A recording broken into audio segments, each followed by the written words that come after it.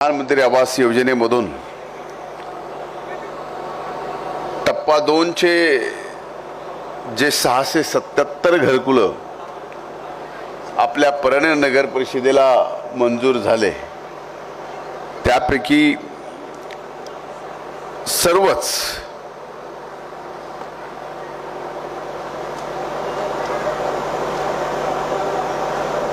झालं काय? प्रत्येक लाभार्थ्याला 1 लाख रुपये देण्याचा हा कार्यक्रम या ठिकाणी आयोजित केला। या कार्यक्रमाला मोठ्या संख्येने परळी शहरातील इथं लाभार्थी माता भगिनी, वडीलधारी मंडळी आणि तरुण भावांनो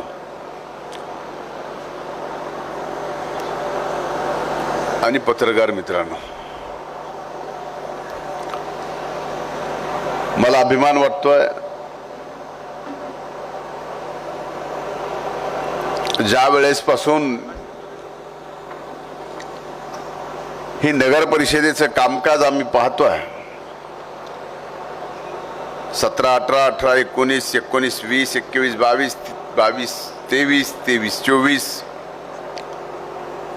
3000 घरकुल आपण या परळी नगरीमध्ये या दरम्यानच्या काळात दिले आणि आता 25-26 मध्ये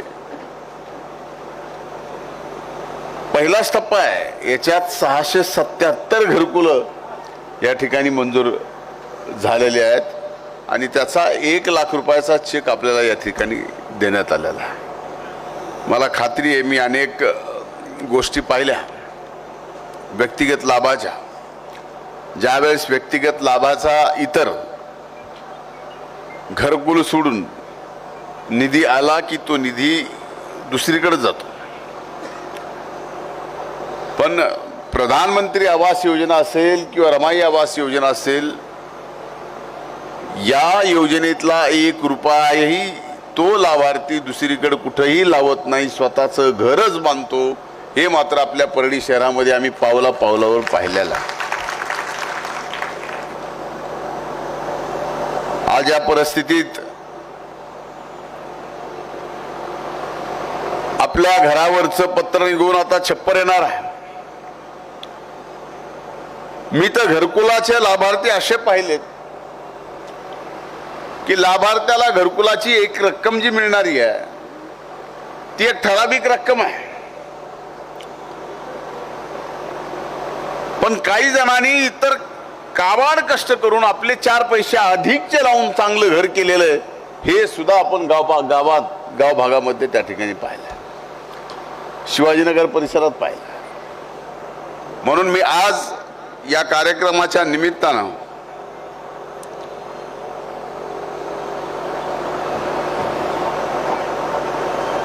एक शब्द देतोय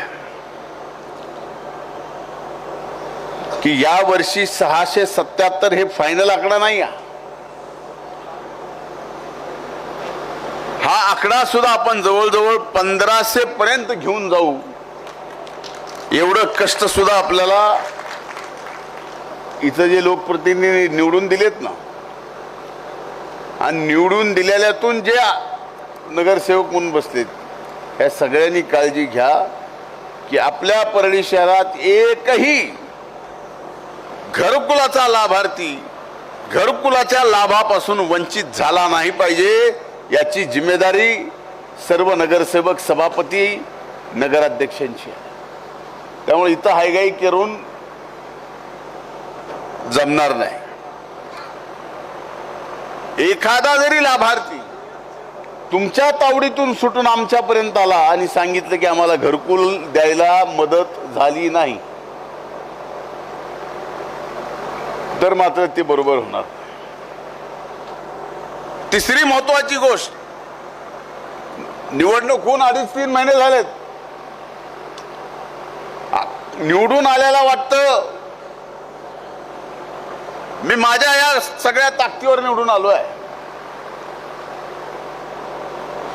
आणि जो पडला त्याला वाटतं की ज्याला मी लाभ दिलाय त्यांनी मला मतदान केलं म्हणून पडला।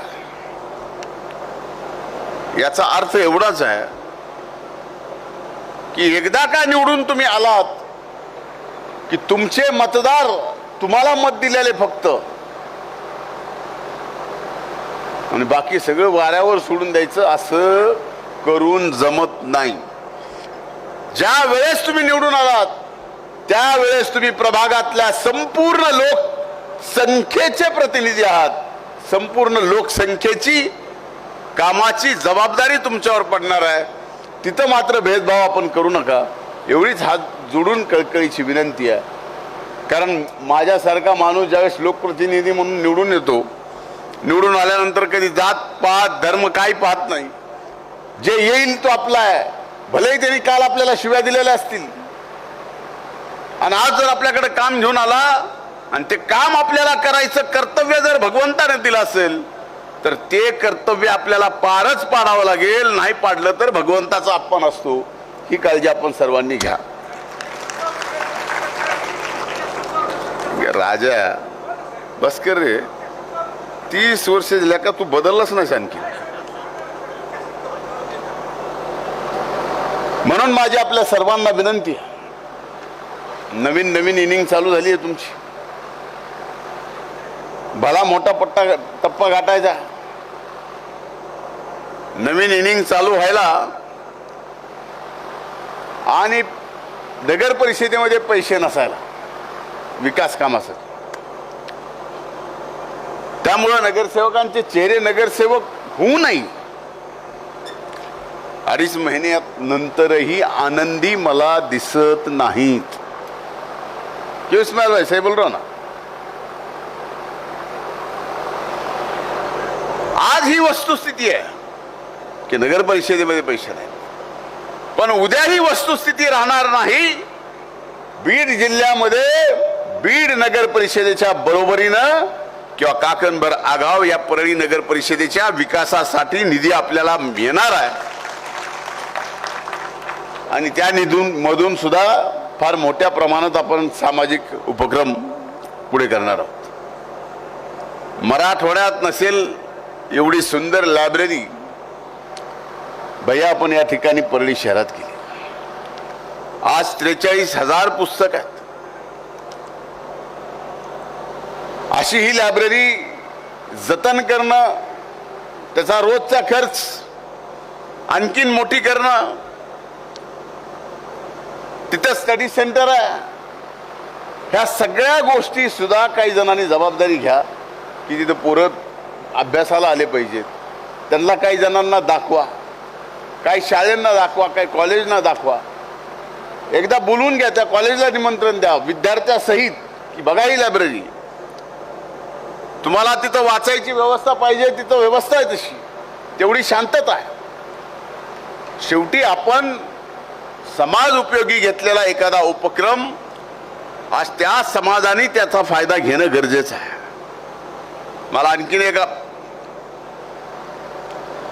आपल्या सगळ्यांच्या समोर एक गोष्ट बोलायची आहे, तेवढं बोलून मी माझं या ठिकाणी भाषण संपवणार आहे.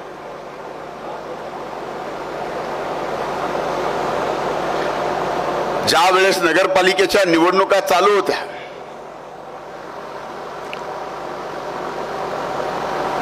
महाराष्ट्रभर नगरपालिकेच्या निवडणुकीचं वातावरण होतं. मी मात्र वेगळ्याच वातावरणात होतो. सर्व दूर एकट्या धनंजय मुंडेला बदनाम करण्यासाठी जे काय करता येईल ते महाराष्ट्रातले मोठे मोठे मोठे मोठे नेते करत होते.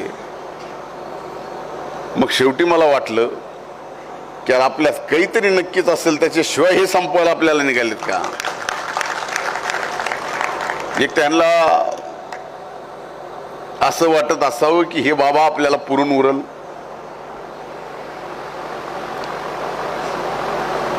तशा परिस्थितीत एवढं वातावरण social media, electronic media, print media, यूट्यूबचे चॅनल एवढं घाण केलं की तशा परिस्थितीत सुद्धा या परळीच्या मायबाप जनतेने महायुतीच्या माग भरभक्कम पाठिंबा दिला आणि ऐतिहासिक विजय या ठिकाणी मिळवून दिला. नगराध्यक्ष पदाचे आपले विजयी उमेदवार ज्यांनी आपल्या नावाने बाजीराव भैयाला पद्मश्री दिलेली आहे.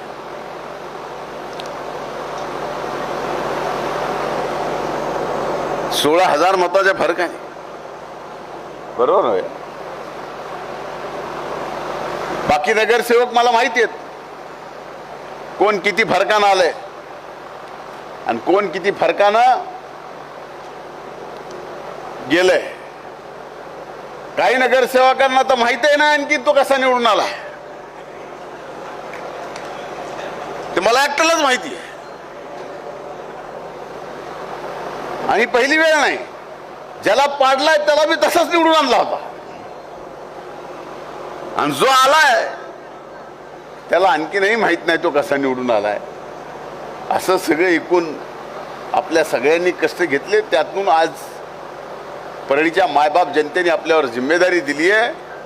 ही जिम्मेदारी आपल्याला अतिशय यशस्वीपणे पार पाडायची आहे आणि जिम्मेदारी यशस्वीरित्या पार पाडत असताना परळी नगर परिषदेला आणि आपल्या या नगरीला सुद्धा थोडं शिस्तीत, हळूहळू, लगेच नाही, आपल्याला कामाच्या बाबतीत, टॅक्सेसच्या बाबतीत, सगळ्या गोष्टीत परळीच्या आपल्या या नगर परिषदेला शिस्तीत बसवावं लागेल.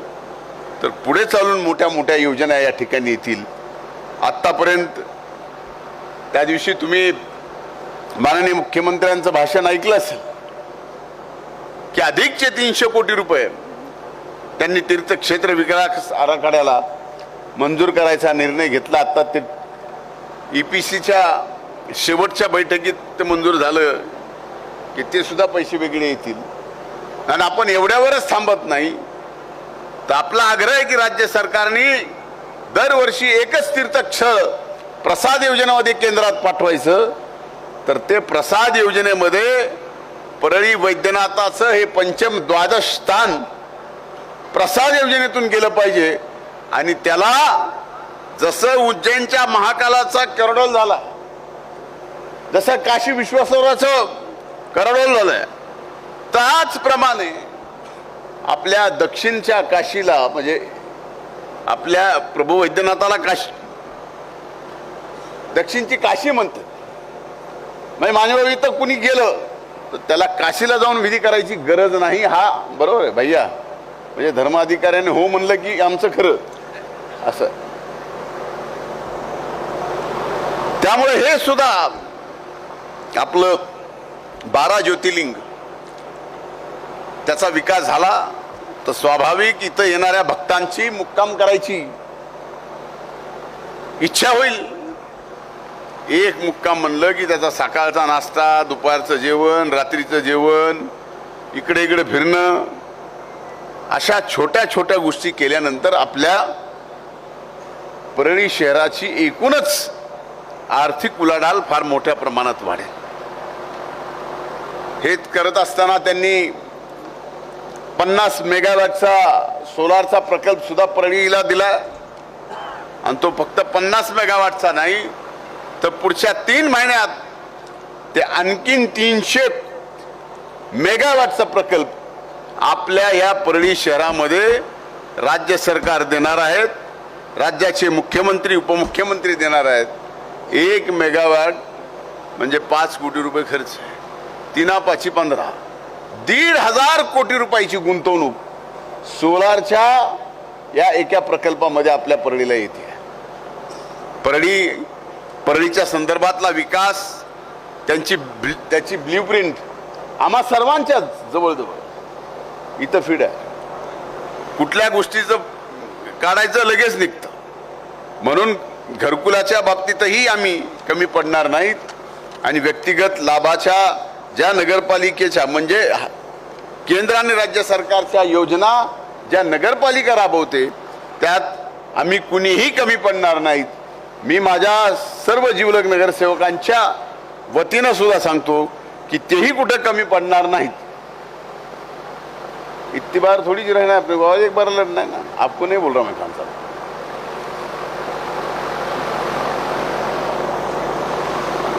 म्हणून हे सुद्धा जबाबदारीपूर्वक काम करतील.